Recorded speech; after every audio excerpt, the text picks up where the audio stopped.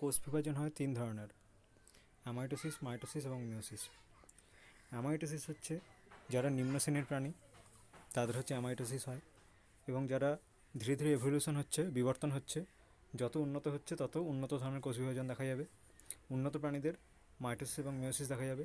যারা অনুন্নত যারা প্রাণী, এককোষী যারা জীব, তাদের দেখা যাবে অ্যামাইটোসিস। আগে প্রথমে দেখা হচ্ছে মাইটোসিস এবং মিওসিসটা কি। মাইটোসিস এবং মিওসিস বোঝা গেলে অ্যামাইটোসিস আপনি আপ বোঝা হয়ে যাবে। মাইটোসিস এবং মিওসিস কেন হয়, কিভাবে হয়, তার টেকনিকটা এর আগের ভিডিওতেই পড়ানো হয়েছে, সেটা প্রথমে আগে দেখে আসতে হবে, ঠিক আছে? ওইটা না দেখে আসলে এই ভিডিওটার কিছুই বোঝা যাবে না। প্রথমে হচ্ছে মাইটোসিসের, এখানে সেগুলো লেখা আছে কেন হয়, বৈশিষ্ট্য এবং বিভাজনের স্থান। বিভাজনের স্থানে কোথায় হবে মাইটোসিস মানে কি? Equational division. এখানে ক্রোমোজোমের সংখ্যা সেম থাকে। ক্রোমোজোমের সংখ্যা সেম রাখার দরকার হয় কোথায়? দেহকোষ। সমস্ত দেহকোষই আমাদের ক্রোমোজোম সেম রাখার দরকার পড়ে। শুধুমাত্র মিওসিসের প্রয়োজন কোথায়? শুধুমাত্র জনন কোষে। জননের সময় শুধুমাত্র হ্যাপ্লয়েড কোষের প্রয়োজন, তার আগে তো কোনোভাবেই প্রয়োজন নেই। তো মাইটোসিস দেখা যাবে জনন কোষ ছাড়া বাকি সব জায়গাতে, এবং মিওসিস দেখা যাবে শুধুমাত্র জনন কোষে জননের সময়। তো সেগুলো এখানে লেখা থাকবে। মাইটোসিস মানে কি? ক্রোমোজোম সংখ্যা সেম থাকবে, যেটা আগের পার্টে যেটা পড়ানো হয়েছিল ভালো করে। এই প্রকার পরোক্ষ কোষ বিভাজন পদ্ধতিতে মাতৃকোষের নিউক্লিয়াস এবং সাইটোপ্লাজম একবার মাত্র বিভাজিত হয়ে মাতৃকোষের সমাকৃতি বা সমান সংখ্যক ক্রোমোজোম বিশিষ্ট সমগুণ সম্পন্ন দুটি অপত্য কোষের সৃষ্টি হয়, ঠিক আছে? সমগুণ সম্পন্ন, সমান ক্রোমোজোম বিশিষ্ট হলে সমগুণ সম্পন্ন হবে। এবং মিওসিস হচ্ছে সমগুণ সম্পন্ন হবে না। কারণ কি? মিওসিস হচ্ছে সমগুণ সম্পন্ন হবে না কারণ এখানে ফাইনালি যে প্রোডাক্টটা পাওয়া যায় সেটা কি? ক্রোমোজোম সংখ্যা হাফ হয়ে যায় মিওসিসে, 4টে কোষ পাওয়া যাবে যেগুলো হচ্ছে হ্যাপ্লয়েড সংখ্যক করে ক্রোমোজোম থাকবে। এছাড়া মিওসিসের সময় আমাদের রিকম্বিনেশনও হয়, সেটাও পরে পড়ানো হবে। প্রথমে দেখা যাক যে মাইটোসিসটা সম্পর্কে আমাদের প্রথমে ভালো করে বুঝতে হবে। মাইটোসিসটা বোঝা গেল কোথায় হয়, সমস্ত দেহকোষেই হবে। বিভাজনের স্থান: দেহ মাতৃকোষ, উদ্ভিদের ভাজক কলার কোষ, জনন গ্রন্থিতে। জনন গ্রন্থিতে হবে মাইটোসিস। জনন গ্রন্থির কোষ মানে কি? এটা তো জনন কোষ নয়, ঠিক আছে? জনন গ্রন্থি থেকে জনন গ্রন্থিটা বাড়ছে, সেটা এক ধরনের কি? জনন গ্রন্থি এক ধরনের দেহকোষ। সেখান থেকে জনন কোষের বিভাজন যখন হবে তখন হবে মিওসিস, ঠিক আছে? নইলে এমনি জনন গ্রন্থিতে বিভাজন কী হবে? জনন গ্রন্থিতে বিভাজন হবে মাইটোসিস। জনন গ্রন্থি যেরকম শুক্রাশয় এবং ডিম্বাশয় থেকে, সেখান থেকে যখন জনন কোষ তৈরি হচ্ছে, জনন কোষ উৎপাদন সংখ্যা বৃদ্ধি পাচ্ছে, সেটা মাইটোসিস পদ্ধতিতেই হচ্ছে। কিন্তু জনন কোষ যখন তৈরি হচ্ছে সেই পদ্ধতিটা হচ্ছে মিওসিস, ঠিক আছে? জনন গ্রন্থিতে হবে মাইটোসিস, কিন্তু জনন কোষে হবে মিওসিস, ঠিক আছে?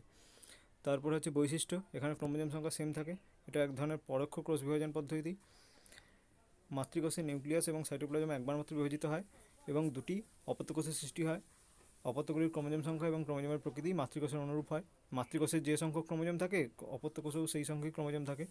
মাতৃকোষ এবং অপত্য কোষের ডিএনএর পরিমাণ সমান থাকে এবং অপত্য কোষের মাতৃকোষের অনুরূপ আকৃতি এবং বৈশিষ্ট্যযুক্ত হয়। তো এখানে একটা কথা ইউজ করা হচ্ছে যে পরোক্ষ কোষ বিভাজন পদ্ধতি। পরোক্ষ কোষ বিভাজন পদ্ধতি মানে কি? পরোক্ষ কোষ বিভাজন পদ্ধতি মানে কোষ বিভাজন অনেকগুলো স্টেপে হবে এবং নিউক্লিয় পর্দার অবলুপ্তি ঘটবে, তন্তু গঠন হবে, এইসব গঠন হবে, ঠিক আছে? অ্যামাইটোসিসের ক্ষেত্রে সেসব হয় না। এই যে পরোক্ষ কোষ বিভাজনের সংজ্ঞা এখানে লেখা রয়েছে: যে কোষ বিভাজন পদ্ধতিতে মাতৃকোষ সরাসরি বিভাজিত না হয়ে বেম গঠন ও নিউক্লিয় পর্দার অবলুপ্তির দ্বারা কতগুলি অন্তর্বর্তী দশার মাধ্যমে কোষ বিভাজিত হয় তাকে বলা হয় পরোক্ষ কোষ বিভাজন। যেরকম মাইটোসিস এবং মিওসিস, মানে মাইটোসিস এবং মিওসিস রয়েছে। অ্যামাইটোসিসে কোনো ধরনের নিউক্লিয় পর্দার অবলুপ্তি ঘটে না, সরাসরি বিভাজিত হয়ে যায়, ঠিক আছে? সরাসরি একটা কোষ ছিল, একটা নিউক্লিয়াস ছিল, সরাসরি বিভাজিত হয়ে গেল। নিউক্লিয়াসও বিভাজিত হয়ে গেল, সাইটোপ্লাজমও বিভাজিত হয়ে গেল।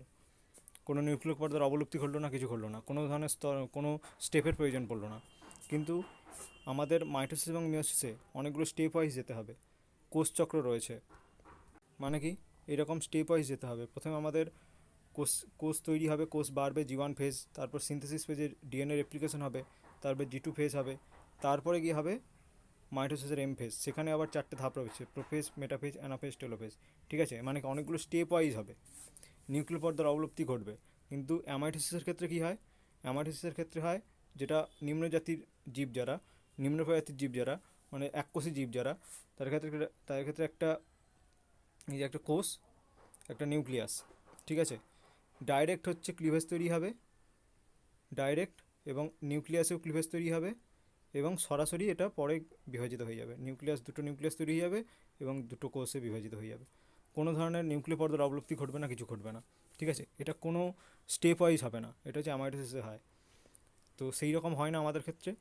আমাদের ক্ষেত্রে পরোক্ষ বিভাজন হয়, মানে প্রথমে সেল তৈরি হবে, তারপর সেলের ভিতর নিউক্লিয়াস তৈরি হবে, সেটা তার বাইরে নিউক্লিয় পর্দা থাকবে, তার নিউক্লিয় পর্দার যে নিউক্লিয়াস থাকবে, নিউক্লিয়াস তারপর স্টেপে নিউক্লিয় পর্দা বিনষ্ট হবে, ক্রোমোজোমগুলো সজ্জিত হবে, তারপর বেমতন্তু গঠিত হবে, টানবে, ঠিক আছে। সেগুলো স্টেপ ওয়াইজ তো পড়ানো হবেই, কিছুক্ষণ বাদেও পড়ানো হবে।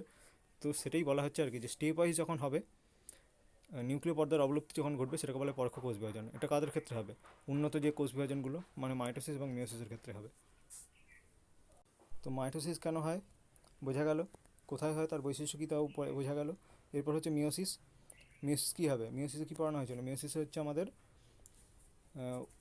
ক্রোমোজোমের হাফ সংখ্যা বিশিষ্ট 4টে কোষ তৈরি হবে। মানে কি, এখানে আমাদের কোষের ক্রোমোজোমের হাফ ক্রোমোজোম সংখ্যক বিশিষ্ট কোষ তৈরি হয় 4টে ফাইনালি, ঠিক আছে। আর মাইটোসিসে কতগুলো কোষ তৈরি হয়? 2টো কোষ তৈরি হয়, বিভাজিত হয়, একটা কোষ বিভাজিত হয়ে 2টো কোষ বিভাজিত তৈরি হয়। কিন্তু মিওসিসে কী হয়? একটা কোষ বিভাজিত হয়ে 4টে কোষ তৈরি হবে, ঠিক আছে। টোটালি ফাইনালি গিয়ে তৈরি হবে কতগুলো? 4টে হাফ ক্রোমোজোম বিশিষ্ট কোষ তৈরি হবে। তো মিওসিস এই প্রকার পরোক্ষ কোষ বিভাজন পদ্ধতিতে জনন মাতৃকোষের বা রেণু মাতৃকোষের, জনন মাতৃকোষ বলা হয় মানে প্রাণীদের ক্ষেত্রে, এবং রেণু মাতৃকোষ বলা হয় উদ্ভিদের ক্ষেত্রে।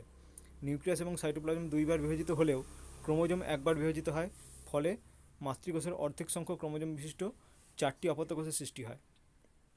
এখানে কি কথা বলা হচ্ছে, যে নিউক্লিয়াস এবং সাইটোপ্লাজম 2বার বিভাজিত হলেও ক্রোমোজোম 1বার বিভাজিত হয়। কি বলা হয়েছিল?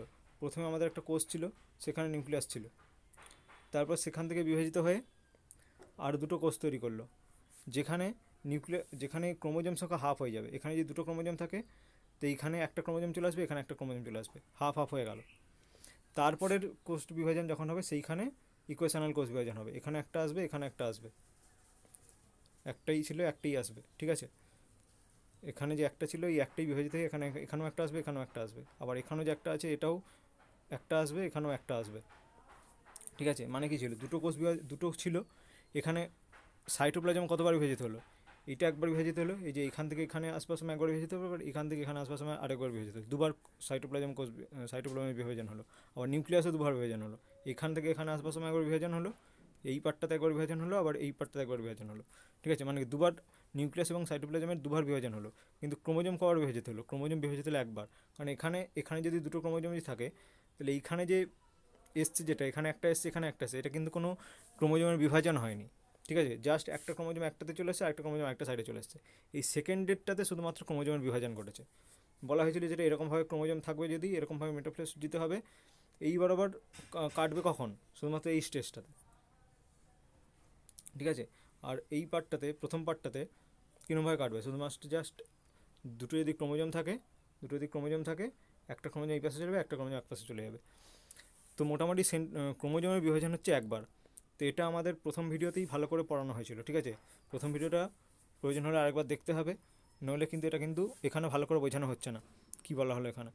মোটামুটি যে নিউক্লিয়াস এবং সাইটোপ্লাজম 2বার বিভাজিত হয়, কিন্তু ক্রোমোজোম একবার বিভাজিত হয়। একবার ভালো করে ভেবে দেখলে তবে গিয়ে বোঝা যাবে। আর মাইটোসিসের ক্ষেত্রে কী হয়? মাইটোসিসের ক্ষেত্রে সাইটোপ্লাজমে একবার বিভাজিত হয়, আর নিউক্লিয়াসে একবারই বিভাজিত হয়। কারণটা কি? একটা কোষ ছিল, সেখানে ধরলাম 2টো ক্রোমোজোম ছিল, সেখান থেকে কোষ যখন বিভাজিত হয়ে গেল, ঠিক আছে, এখানেও 2টো ক্রোমোজোম রয়েছে, এখানেও 2টো ক্রোমোজোম রয়েছে। ক্রোমোজোমেরও একবার বিভাজন ঘটেছে, নিউক্লিয়াসেরও একবারই বিভাজন ঘটেছে, এবং সাইটোপ্লাজমের একবারই বিভাজন ঘটেছে, 2বার বিভাজন হয়নি। কিন্তু মিওসিসের ক্ষেত্রে কী দেখা যাবে? মিওসিসের ক্ষেত্রে দেখা যাবে যে ক্রোমোজোম হচ্ছে একবার মাত্র বিভাজিত হবে, কিন্তু নিউক্লিয়াস এবং সাইটোপ্লাজম 2বার বিভাজিত হবে। কারণ এখানে মিওসিস 1 রয়েছে, মিওসিস 2 রয়েছে। মিওসিস 1 একবার বিভাজিত হবে, মিওসিস 2তে একবার বিভাজিত হবে নিউক্লিয়াস এবং সাইটোপ্লাজম। কিন্তু ক্রোমোজোম বিভাজিত হবে কোথায়? ক্রোমোজোম বিভাজিত হবে শুধুমাত্র মিওসিস 2তে, বাকি কোথাও বিভাজিত হবে না। মিওসিস 1-এ ক্রোমোজোমের বিভাজন ঘটে না, জাস্ট হচ্ছে ক্রোমোজোমের সেপারেশন ঘটে, ঠিক আছে। যেমন কি এখানে একটা যে দেখানো হয়েছিল প্রথম পার্টেই, যে এটা হচ্ছে মিওসিস বিভাজন এইখানে। প্রথমে এটা হচ্ছে প্যারেন্ট সেল, এটা হচ্ছে বিভাজিত হবে। এটা প্রথমে হচ্ছে রেপ্লিকেশন হলো, রেপ্লিকেশনের ক্রোমোজোম কন্টেন্ট দ্বিগুণ হয়ে গেল। দ্বিগুণ হয়ে যাওয়ার পর এই যে লাল ক্রোমোজোমটা চলে যাচ্ছে একটা কোষে, নীল ক্রোমোজোমটা চলে যাচ্ছে আরেকটা কোষে। এখানে কিন্তু ক্রোমোজোমের কোনো বিভাজন ঘটলো না, ক্রোমোজোমের যা সেপারেশন ঘটে গেলো, একটা ক্রোমোজোম চলে গেলো এক পাশে, একটা ক্রোমোজোম চলে গেলো আরেক পাশে। মানে দুটো কোষ তৈরি হলো, যাতে একটাতে রয়েছে লাল ক্রোমোজোমটা, একটাতে রয়েছে নীল ক্রোমোজোমটা। ক্রোমোজোমের সংখ্যার কিন্তু হ্রাস ঘটে গেল এখানে প্রথম পার্টটাতে। তারপরে সেকেন্ড যে বিভাজনটা হবে, সেখানে হবে ক্রোমোজোমের বিভাজন। এই যে নীল ক্রোমোজোম বিশিষ্ট যে কোষটা, এটা হচ্ছে দুটো পার্টে ভাগ হয়ে যাবে। আবার এখানে লাল ক্রোমোজোম কোষটা, এই ক্রোমোজোমটা দুটো ভাগে ভাগ হয়ে যাবে। মানে ক্রোমোজোমের সেপারেশন ঘটছে কোথায়? শুধুমাত্র এই স্টেজে। এটা কি স্টেজ? এটা হচ্ছে মিওসিস 2। প্রথম যে স্টেজটা, সেটা কি স্টেজ? Meiosis 1 stage. মিওসিস 1-এ ক্রোমোজোমের কোনো বিভাজন ঘটছে না। বিভাজন হচ্ছে কার? শুধুমাত্র নিউক্লিয়াসের বিভাজন ঘটছে এবং সাইটোপ্লাজমের বিভাজন ঘটছে। আর মিওসিস 2-তেও নিউক্লিয়াসের বিভাজন হচ্ছে, সাইটোপ্লাজমের বিভাজন হচ্ছে, প্লাস হচ্ছে ক্রোমোজোমের বিভাজন ঘটছে। মানে মিওসিস টোটাল পদ্ধতিতে আমাদের ক্রোমোজোমের বিভাজন হচ্ছে কেবলমাত্র একবার। কোথায়? মিওসিস 2-তে বিভাজন হচ্ছে ক্রোমোজোমের। কিন্তু মাইটোসিসে এটা হচ্ছে মাইটোসিস পদ্ধতি, এটা একটা কোষ, দেহকোষ, সেটা হচ্ছে প্রথম রেপ্লিকেট হলো। তারপরে কী হয়ে গেল? ক্রোমোজোমের সেপারেশন হয়ে গেল, ক্রোমোজোমের হাফ হয়ে গেল। ঠিক আছে, এই ক্রোমোজোম বিভাজিত হয়ে গেল। এই যে লাল ক্রোমোজোমটা দুটো ভাগে ভাগ হয়ে গেল, নীল ক্রোমোজোমটা দুটো ভাগে ভাগ হয়ে গেল, দিয়ে দুটো কোষে চলে গেল। ঠিক আছে, মানে কি? ক্রোমোজোমের বিভাজন হচ্ছে এখানে, মাইটোসিসে ক্রোমোজোমের বিভাজন ঘটছে। আর কি কিসের বিভাজন ঘটছে? নিউক্লিয়াসের বিভাজন ঘটছে, আর হচ্ছে সাইটোপ্লাজমের বিভাজন ঘটছে একবার করে। মাইটোসিসে সাইটোপ্লাজম, ক্রোমোজোম এবং নিউক্লিয়াস তিনটেরই একবার করেই বিভাজন ঘটছে। কিন্তু মিওসিসে নিউক্লিয়াস, সাইটোপ্লাজমের দুবার বিভাজন ঘটছে। মানে মিওসিস 1 এবং মিওসিস 2 উভয়তেই নিউক্লিয়াস এবং সাইটোপ্লাজমের বিভাজন ঘটছে, কিন্তু ক্রোমোজোমের বিভাজন ঘটছে শুধুমাত্র মিওসিস 2-তে। ছবিটা ভালো করে দেখলে আরও ভালো করে বুঝতে পারবে। একটা সংজ্ঞা লেখা রয়েছে। পরোক্ষ কোষ বিভাজন, কিছুক্ষণ আগে যেটা বলা হলো, অন্তর্বর্তী দশার মধ্যে বিভাজিত হয়, নিউক্লিয় পর্দার অবলুপ্তি ঘটে, বেম গঠন ঘটে। উদাহরণ কী হবে? Mitosis, meiosis. সমবিভাজন মানে কি? ইকুয়েশনাল ডিভিশন মানে কি?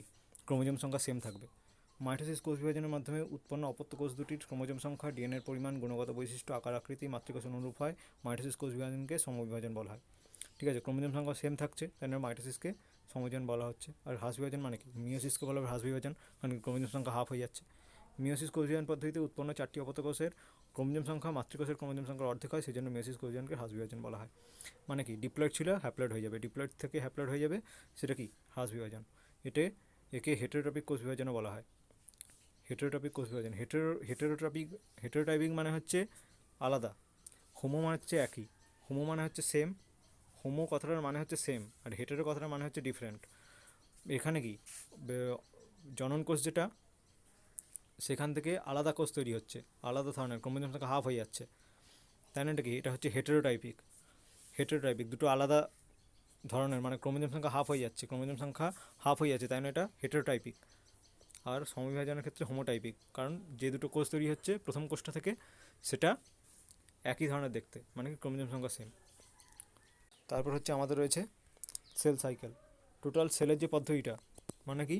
প্রথমে হচ্ছে কি আছে, একটা সেল রয়েছে, সেই সেলটা থেকে প্রথমে ধরে নিলাম মাইটোসিসের কথা হচ্ছে। ঠিক আছে, মাইটোসিস মানে কি? সমবিভাজন। এই সেলটা থেকে ধরলাম আরও দুটো সেল তৈরি হলো, তারপরে এই সেল দুটোও বিভাজিত হবে। কিন্তু পদ্ধতিটা কি? প্রথমে হচ্ছে একটা বড় একটা সেল ছিল, সেখান থেকে আরও দুটো সেল তৈরি হলো। এই যে এই সেলটা যে তৈরি যে হলো, এটা তো আরও তো বাড়বে, আকারে বাড়বে, তারপর তো কি বিভাজিত হবে। সেলটা তৈরি হয়ে যাওয়ার পর সঙ্গে সঙ্গেই তো বিভাজিত হয়ে যাবে না, নইলে সেলের আর কাজ কী রইলো? সেল তৈরি হলো, সঙ্গে সঙ্গে সেল যদি আবার যদি বিভাজিত হতে থাকলো, তাহলে কাজটা কী হলো? সেলের দায়িত্বটা কী রইলো? সেলটাকে বিভাজিত হতে হচ্ছেটা কেন? কারণ সেল আকারে যখন বেড়ে যাচ্ছে, তখন একা নিউক্লিয়াস দায়িত্ব সামলাতে পারছে না, তবে গিয়ে সেলকে বিভাজিত হতে হচ্ছে। কিন্তু সেল যদি আকারে যদি না বাড়ে, তখন কি আর সেলকে বিভাজিত হতে হবে? তখন হতে হবে না। তো এই জিনিসটা হয়, মানে একটা সেল রয়েছে, সেলটা বিভাজন হয়ে দুটো নতুন সেল তৈরি করলো। এই যে একটা বড় সেল ছিল, সেখান থেকে নতুন যে দুটো যে সেল তৈরি হলো, তারা কি? এদের আয়তনের হাফ। এই যে এই সেলটার যে সাইটোপ্লাজম ছিল, তার তুলনায় তো সাইটোপ্লাজম তো হাফ হয়ে গেছে। মানে কি? এই যে সেলটা, তার হাফ হচ্ছে এইটা। এই সেল দুটো আকারে তো বাড়তে হবে, প্রথমে তো আকারে বাড়বে, না হলে নিউক্লিয়াসের কি দরকার পড়বে সেলটাকে ডিভিশন করে দেওয়ার? সেল যদি আকারে যদি বাড়ে, সেলের তো কোনো তো প্রয়োজন নেই, নিউক্লিয়াসের কোনো তো প্রয়োজন নেই, সেটা একাই তো দায়িত্ব সামলে নিতে পারবে এই ছোটো সেল হলে। তাই জন্য প্রথম কাজটা কি? প্রথমে সেলটা আকারে বাড়বে, এই যে এই দুটো সেল যে তৈরি হলো সেই দুটো আকারে বাড়বে, এই যে আকারে যে বাড়ছে, ঠিক আছে, প্রথমে আকারে বাড়লো, বড় সেল তৈরি হলো, তারপরে গিয়ে আবার ডিভিশন হওয়ার কথা এর, ঠিক আছে, তার আগে তো ডিভিশন হবে না। এই যে সেলটা যে আকারে যে বাড়ছে এটা হচ্ছে প্রথম স্টেজ, ঠিক আছে। এখানেও তিনটে স্টেজ থাকে, একটা হচ্ছে জি ওয়ান, আর হচ্ছে এস, আর একটা হচ্ছে জি টু। এই তিনটে স্টেজে কী হয়, জি ওয়ান, এস এবং জি টু, মানে কি gap phase one, synthesis phase এবং গ্যাপ ফেজ টু, এই তিনটে ফেজ জুড়ে সেলের কন্টেন্ট বাড়ে, কোষী অঙ্গাণু বাড়ে, ঠিক আছে, ডিএনএ সিনথেসিস হয়, ডিএনএ রেপ্লিকেশন হয়, ঠিক আছে, সেলের যত সব কন্টেন্ট রয়েছে সমস্ত কিছু ঠিকঠাকভাবে বাড়তে থাকে। তারপরে কি হয়, সেল ডিভিশন। এই যে টোটাল যে চক্রটা, প্রথমে সেল বিভাজন হলো, কোষ বিভাজন হলো, নতুন কোষ তৈরি হলো, তারপরে আবার হচ্ছে তার সেলের আবার গঠন হবে, তারপর আবার তার ডিভিশন ঘটবে, এটাকেই বলা হয় কোষচক্র। যেমন এখানে এই যে প্রথমে হচ্ছে এইখানে নতুন একটা সেল তৈরি হলো কোষ বিভাজনের মাধ্যমে, আগের কোনো বড় একটা কোষ ছিল সেখান থেকে একটা কোষ তৈরি হয়েছে, দুটো কোষ তৈরি হয়েছে, তার একটা কোষকে দেখানো হচ্ছে। এই যে মাইটোসিসের পর এখানে একটা কোষ তৈরি হলো, এই কোষটার কথা আলোচনা করা হচ্ছে। এই কোষটা প্রথমে আকারে বাড়লো, কোন কোষ ফেজ অনুযায়ী বাড়বে, জি ওয়ান ফেজ, এস ফেজ, জি টু ফেজ, তিনটে ফেজে বাড়বে, কোষের আকৃতি বাড়বে, কোষের কন্টেন্ট বাড়বে, কোষীয় অঙ্গাণু আসবে, তারপরে মাইটোসিস যখন আসবে, তারপরে এখানে আসবার পর বড় হয়ে গেছে কোষ, তারপর নিউক্লিয়াসকে বিভাজন হতে হবে। নিউক্লিয়াস ভাববে যে একা সামলাতে পারবে না, তখন নিউক্লিয়াসকে বিভাজন করে দিতে হবে সেলকে, তারপরে এইখানে সেলকে বিভাজন করে দিতে হলো এইখানে, ঠিক আছে। মানে কি এটা একটা পুরো একদম চক্র অনুযায়ী ঘটবে, কোষ চক্র এটাকেই বলা হয়, ঠিক আছে। এটাকে বলা ইন্টারফেজ, এই যে এই এতটা পার্ট, মানে কোষ যখন আকৃতি যখন বাড়ছে, কোষীয় অঙ্গাণু আসছে, ডিএনএ রেপ্লিকেশন হচ্ছে, ঠিক আছে, এই সমস্ত তিনটে স্টেজকে একসাথে মিলে জি ওয়ান, এস ফেজ এবং জি টু, তিনটে স্টেজকে একসাথে মিলে বলা হয় ইন্টারফেজ। এটাই হচ্ছে লংগেস্ট স্টেজ কোনো একটা কোষ চক্রে, এটাই হচ্ছে লংগেস্ট স্টেজ। কোষ তো আকারে বাড়বে, প্রথমে আকারে বাড়াটাই সব থেকে বড় স্টেজ, তারপরে যখন বেড়ে গেল, নিউক্লিয়াস এখন এখনও সামলাতে পারছে না, তখন হচ্ছে বিভাজন হবে, সেটা হচ্ছে মাইটোসিস। এটা শর্টেস্ট ফেজ। মাইটোসিসের মধ্যেই চারটে পার্ট থাকে, প্রোফেজ, মেটাফেজ, অ্যানাফেজ এবং টেলোফেজ। তারপর কি, কিন্তু যখন ধরা যাক কোষটা তৈরি হলো, কিন্তু কোষের আর বিভাজনের দরকার পড়ছে না, ঠিক আছে, কোষের আর বিভাজনের দরকার পড়ছে না, কোষ আর আকৃতি বাড়ছে না, সেক্ষেত্রে কি আর বিভাজনের দরকার হবে?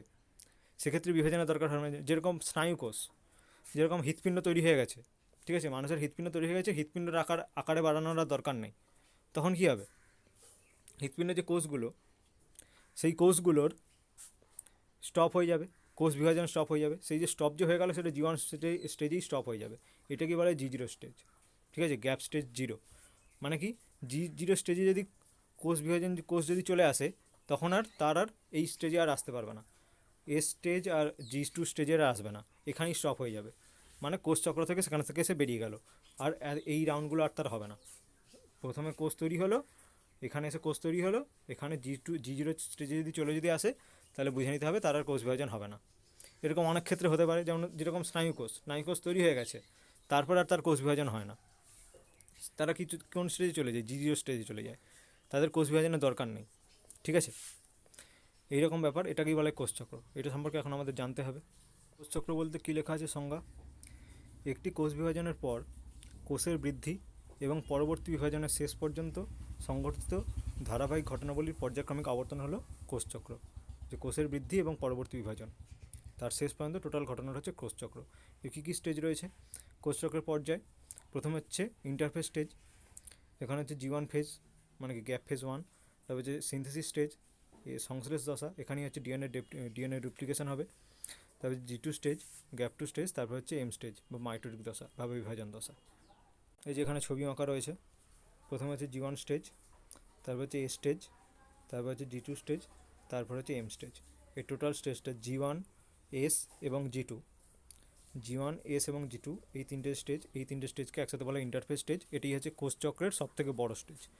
তারপর হচ্ছে এম স্টেজের মধ্যে কি চারটে পার্টে হবে। প্রথম স্টেজ হচ্ছে প্রোফেজ, তারপর স্টেজ হচ্ছে মেটাফেজ, তারপর স্টেজ হচ্ছে অ্যানাফেজ, তারপর স্টেজ হচ্ছে টেলোফেজ, তারপরে স্টেজ হচ্ছে সাইটোকাইনেসিস, মানে সাইটোপ্লাজম বিভাজিত হওয়া। তো প্রথমে দেখা যাক এইগুলো, জি ওয়ান স্টেজ, এস স্টেজ এবং জি টু স্টেজে কী কী হয় সেটা সম্পর্কে এখানে ডিটেলসে জানতে হবে। এখানে কোষ চক্রের কয়েকটা স্থিতিকাল দেওয়া রয়েছে, মানে কি কোষ চক্রটা টোটালটা কত কমপ্লিট হয়, কতক্ষণে কমপ্লিট হয় একটা কোষ টোটালি বৃদ্ধি পেয়ে আবার কমপ্লিট সেল ডিভিশন করতে কত টাইম লাগে তার একটা উদাহরণ দেওয়া আছে। যেমন ইস্ট ইস্ট হচ্ছে একটা ছত্রাক, ঠিক আছে, ইস্টের টাইম লাগে 90 মিনিট, একটা টোটাল একটা সেল থেকে দুটো সেল তৈরি করতে টাইম লাগে 90 মিনিটস। ধানের সময় লাগে 14 ঘন্টা, পেঁয়াজের একটা সেলের টাইম লাগে 15 ঘন্টা, মানুষের একটা সেল টোটাল ডিভিশন হতে টাইম লাগে 24 ঘন্টা, ঠিক আছে। তারপর এখন আমাদের ইন্টারফেজের G1 S এবং G2 স্টেজে কী কী হয় সেগুলো আমাদের এখন দেখতে হবে।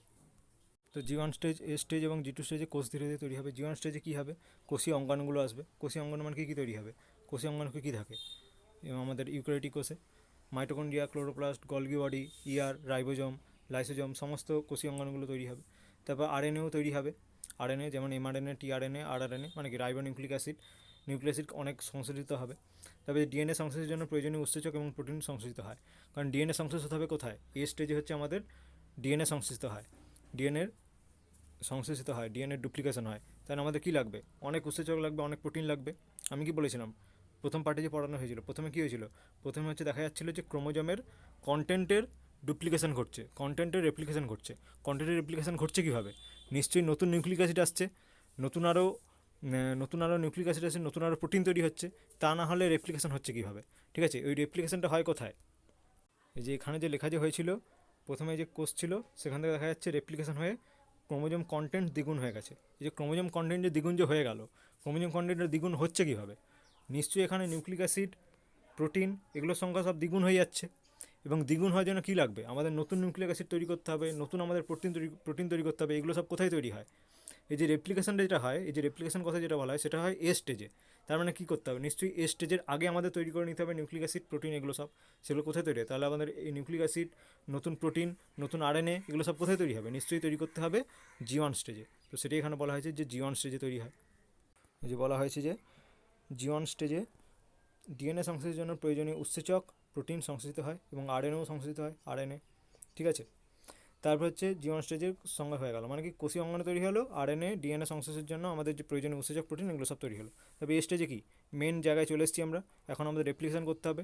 ক্রোমোজোম এরকম যদি থাকতো, ক্রোমোজোমের এখন দ্বিগুণ করে নিতে হবে, ক্রোমোজোমের কন্টেন্ট দ্বিগুণ করে নিতে হবে, ক্রোমোজোমের সংখ্যা কিন্তু দ্বিগুণ হবে না, ক্রোমোজোমের কন্টেন্ট দ্বিগুণ করে নিতে হবে। এটা কীভাবে তৈরি হবে, এই যে আমাদের যে G1 স্টেজে তৈরি যে হয়েছিল, নতুন উৎসেচক, নতুন প্রোটিন, নতুন ডিএনএ, নতুন হচ্ছে নিউক্লিক অ্যাসিড, এগুলো সব কী করতে হবে, এগুলো আমাদের কেন তৈরি করা হয়েছে, এই স্টেজে আমাদের ক্রোমোজোম কন্টেন্টকে দ্বিগুণ করে নেওয়ার জন্য। প্রতিলিপিকরণ মানে রেপ্লিকেশন।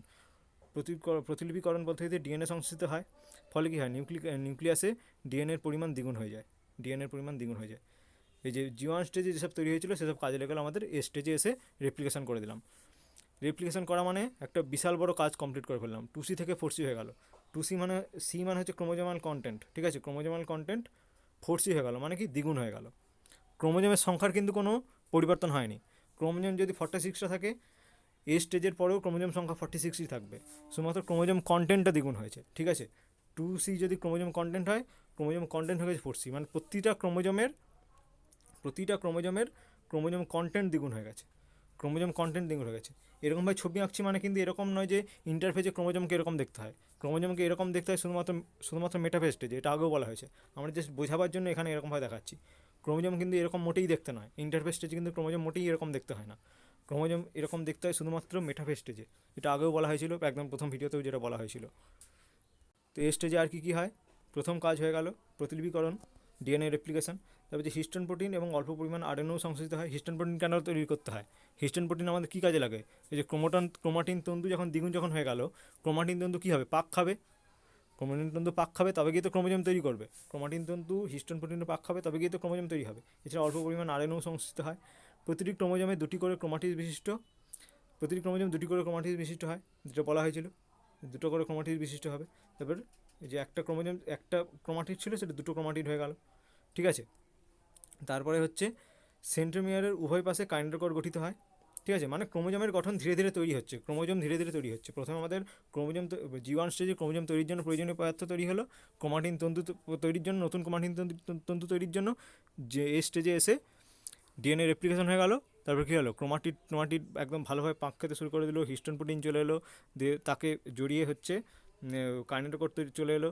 তারপর হচ্ছে ক্রোমাটিড গঠনের দিকে ধীরে ধীরে করে এগোচ্ছে।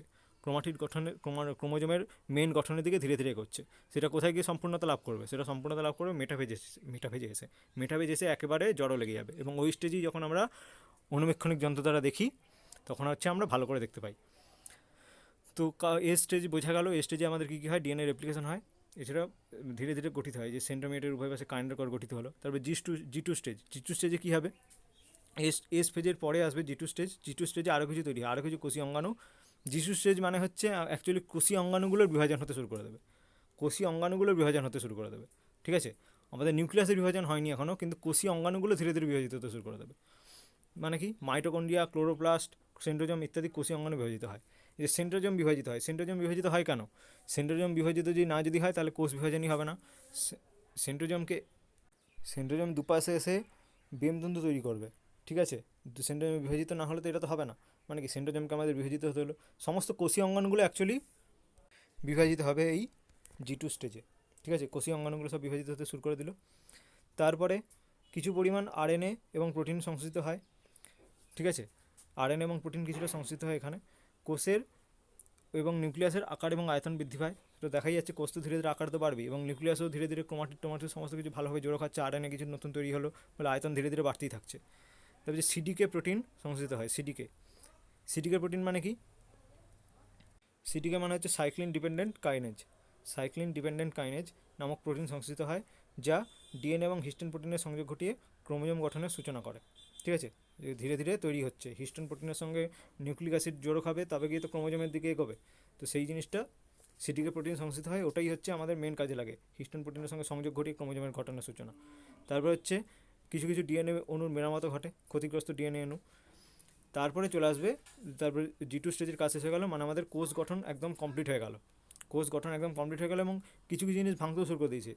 কিছু কিছু জিনিস যেমন সাইটোপ্লাজমের কিছু জিনিস ভাঙতেও শুরু করে দিয়েছে, কোষীয় অঙ্গাণুগুলো সব ভাঙতে শুরু করে দিয়েছে। মাইটোকন্ড্রিয়া, ক্লোরোপ্লাস্ট, সেন্ট্রোজোম, এগুলো সব এই অঙ্গাণুগুলো বিভাজিত হতেও শুরু করে দিয়েছে। এরপরে আমাদের কাজ হবে নিউক্লিয়াস বিভাজন করা।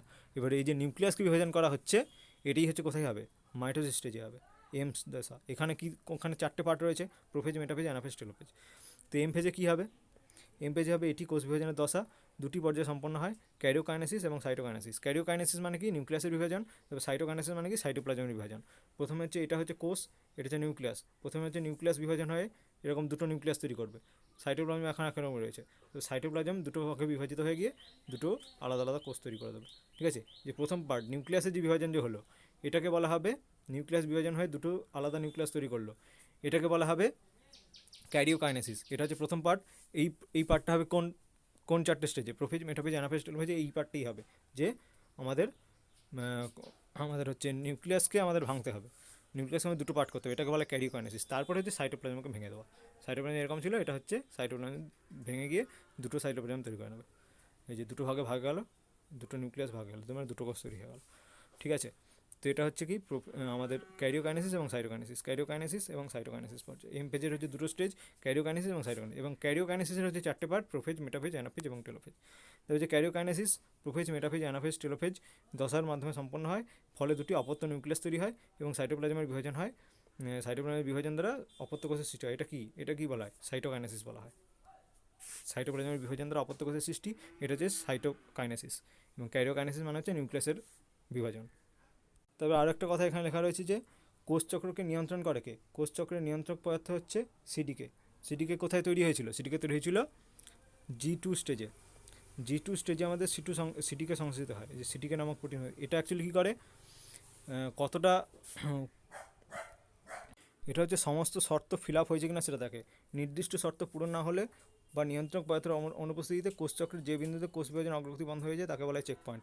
সিডিকে অ্যাকচুয়ালি কী করে? কোষচক্রে কোথায় গিয়ে স্টপ করতে হবে সেটা অ্যাকচুয়ালি সিডিকে দেখবে। সিডিকেই অ্যাকচুয়ালি এগোতে সাহায্য করে। যেমন কি, এই যে জিওন স্টেজে সমস্ত কিছু কমপ্লিট হয়েছে, তো জিওন স্টেজে যা যা হওয়া দরকার, কোষীয় অঙ্গাণু তৈরি হওয়া দরকার, প্রোটিন তৈরি হওয়া দরকার, সেগুলো এখানে তো কমপ্লিট হয়েছে। তো যদি না হয়ে থাকে তাহলে এ স্টেজেকে আসতে দেবে না, সিডিকে এখানে কন্ট্রোল করে রাখবে, ঠিক আছে? তারপর এ স্টেজে এখানে ডিএনএ ডুপ্লিকেশন কমপ্লিট হয়েছে, তো ডিএনএ রেপ্লিকেশন কমপ্লিট যদি না হয় তাহলে জি টু স্টেজে ঢুকতে পারবে না। এই যে কন্ট্রোল যে করছে একটা স্টেজ থেকে আরেকটা স্টেজে, এই কন্ট্রোল করছে সিডিএ নামক একটা প্রোটিন, যেটা অ্যাকচুয়ালি তৈরি হয় জি টু স্টেজে, ঠিক আছে? সিডিকে নামক একটা প্রোটিন, মানে যেটাকে বলা হয় সাইক্লিন ডিপেন্ডেন্ট কাইনেজ, ঠিক আছে, সিডিকে, এটার দ্বারা আমাদের কন্ট্রোল হয়। আর শর্ত যদি ফিল আপ যদি না যদি হয় তাহলে কী করে দিতে হবে, কোষচক্র বন্ধ করে দিতে হবে, আর ওটাকেই হয়ে যাবে, ওটাকেই বলা হয়ে যাবে চেক পয়েন্ট। নির্দিষ্ট শর্ত পূরণ না হলে বা নিয়ন্ত্রক পদার্থের অনুপস্থিতিতে কোষচক্রের যে বিন্দুতে কোষ বিভাজনের অগ্রগতি বন্ধ হয়ে যায় তাকেই বলা হয় চেক পয়েন্ট, যথা G1S check point, G2M check point, ঠিক আছে, এম চেক পয়েন্ট। প্রত্যেকটা স্টেজ, প্রত্যেকটাতেই চেক পয়েন্ট থাকবে, ঠিক আছে। জি ওয়ান থেকে এসে আসবার সময়, জি ওয়ান থেকে এসে আসবার সময় একটা চেক পয়েন্ট থাকবে, ঠিক আছে। G2 থেকে এমে যাওয়ার সময় একটা চেক পয়েন্ট থাকবে। মানে G2তে যদি সমস্ত শর্ত যদি কমপ্লিট যদি না হয় তাহলে এম স্টেজে যেতে পারবে না। G1-এ যদি সমস্ত শর্ত যদি কমপ্লিট যদি না হয়, নিউক্লিক অ্যাসিড ঠিকঠাকভাবে তৈরি যদি না হয়, হিস্টোন প্রোটিন যদি ঠিকঠাকভাবে তৈরি যদি না হয়, তাহলে এ স্টেজে আসতে পারবে না। কারণ এ স্টেজে চলে এলে তো এর কাজ হচ্ছে রেপ্লিকেশন করা, এখানে রেপ্লিকেশন হতে পারবে না সঠিক পরিমাণ নিউক্লিক অ্যাসিড না থাকলে, তাই না, এখানেই স্টপ করে দিতে হবে। আর ওইখানে ওইরকমভাবে স্টপ করে দেয় কোথায়, যখন হয়ে যায় তখন অনেক সময় G0-তে চলে যায়, যখন দরকার পড়ে না আমাদের কোষ বিভাজনে, তখন আমাদের কী হয়, যেমন স্নায়ু কোষ বিভাজনের কোনো প্রয়োজন নেই, তাহলে কী করবে, নিউক্লিক অ্যাসিড নতুন নিউক্লিক অ্যাসিড তৈরি করবে না, নতুন প্রোটিন তৈরি করবে না, তখন ওটা কিসে চলে যাবে, G0 স্টেজে চলে যাবে, মানে এখানেই স্টপ হয়ে গেল, ঠিক আছে। ওটা কার দ্বারা নিয়ন্ত্রিত হয়, সব হচ্ছে সিডিকের দ্বারা নিয়ন্ত্রিত হয়, সিডিকের দ্বারা, মানে তখন সে দেখে নিল যে এর আসবার দরকার নেই, এখানেই থেকে যাবে, এই G0 স্টেজেই থাকবে, এর নতুনভাবে এর কোষ বিভাজনের দরকার নেই, কারণ তখন তারা G0 স্টেজে চলে যায় এবং কোষচক্র থেকে বাইরে বেরিয়ে যায়। আর বাই চান্স যদি নিয়ন্ত্রণ যদি হারিয়ে যদি ফেলে, সিডিকে যদি ঠিকঠাক কাজ যদি না করে, তখন খেয়ে যাবে, চেক পয়েন্টে যদি বন্ধ যদি না করা যায়, ঠিক আছে, তখন অনিয়ন্ত্রিত কোষ বিভাজন ঘটবে, তার ফলে কী হয়, টিউমার গঠন করে মানে কি, অনিয়ন্ত্রিতভাবে কোষ বিভাজন ঘটে, একটা কোষ থেকে নতুন কোষ, এখান থেকে আরও নতুন কোষ, এভাবে হতে হতে টিউমার গঠন করে যায়। টিউমার গঠন কখন হয়, ওটাকেই বলা হয় ক্যান্সার, ঠিক আছে। যখন অনিয়ন্ত্রিতভাবে কোষ যখন বিভাজন হতে থাকে, সেটাকেই বলা হয় ক্যান্সার। তো এটা হচ্ছে, তো টিউমার মানে কি, অবিভেদিত কোষপুঞ্জ দ্বারা গঠিত স্ফীত দেহাংশ। টিউমার ক্ষতি হয় অনেক সময়, এই যে ম্যালিগন্যান্ট টিউমার গঠন করে, এটা কি বড়সড় ক্যান্সার সৃষ্টি করতে পারে। অনিয়ন্ত্রিতভাবে বিভাজনে সক্ষম ক্যান্সারকে ম্যালিগন্যান্ট কোষ বলা হয়, অনিয়ন্ত্রিতভাবে বিভাজনে সক্ষম ক্যান্সার কোষকে বলা হয় ম্যালিগন্যান্ট কোষ।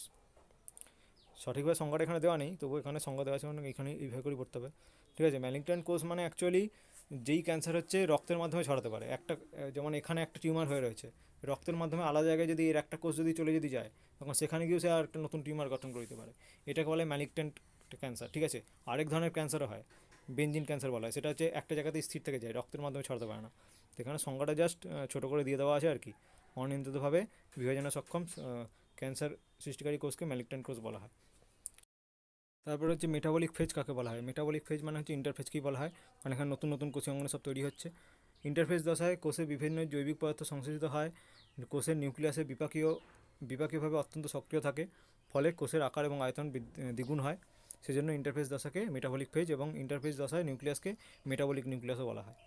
তো জি জিরো দশা কাদের হয়, ওই যে বলা হয়েছিল যখন কোষ বিভাজনের দরকার পড়বে না তখন জি জিরো দশায় চলে যায়। কোনো কোষের জীবন দশায় যে নির্দিষ্ট বিন্দুতে কোষচক্র বন্ধ হয়ে যায় এবং কোষে কোনো বিপাকীয় পরিবর্তন না ঘটায় কোষটি নিষ্ক্রিয় অবস্থায় থাকে এবং কোষের বিভাজন ঘটে না, তা হলো জি0 স্তর। যেমন হচ্ছে স্নায়ু কোষে, যকৃৎ কোষে, আরবিসিতে, ঠিক আছে, সব জি0 স্তরে থাকে, এদের কোষ বিভাজনের দরকার পড়ে না তাই।